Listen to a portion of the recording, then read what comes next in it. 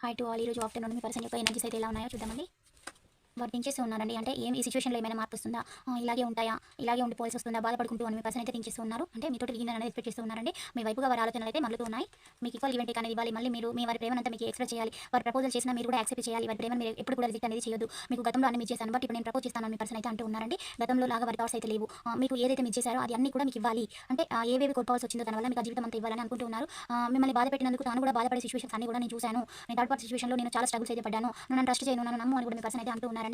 చుట్టూతల ఉన్న వాళ్ళు తన గురించి బ్యాడ్‌గా అనుకుంటూ ఉన్నారండి. తను నిద్రపోయినప్పుడు ఎర్లీ మార్నింగ్ లేసినప్పుడు వాళ్ళకి ఆ మాటలే గుర్తొస్తున్నాయి. తన చుట్టుపక్కల తన గురించి బ్యాడ్‌గా అనుకోవడం, తను ఒక ద్రోహిలాగా తనను చూస్తూ ఉన్నారనమాట. అలా చూడడం తను తట్టుకోలేకపోతూ ఉన్నానని కూడా మీ పర్సన్ అయితే అంటూ ఉన్నారు. మీ గురించి థింక్ చేస్తున్నారు. ఒంటరిగా ఉంటూ ఉన్నారు. తన వర్క్ ప్లేసెస్‌లో ఎక్కడికైనా వెళ్ళినప్పుడు మిగతా వాళ్ళతోటి తను కొలాబరేట్ అయితే ఉండలేరు. లోన్లీగా ఉంటున్నారు. ఉండుకుంటూ మీ గురించి థింక్ చేస్తూ ఉన్నారండి. ఇప్పుడు మీ పర్సన్ మిమ్మల్ని అన్‌కండిషనల్‌గా లవ్ అయితే చేస్తున్నారు. పాయింట్స్ రెజొనేట్ అయిన వాళ్ళు రిసీవ్ చేసుకోండి. కానీ వాళ్ళు లీవ్ చేయండి.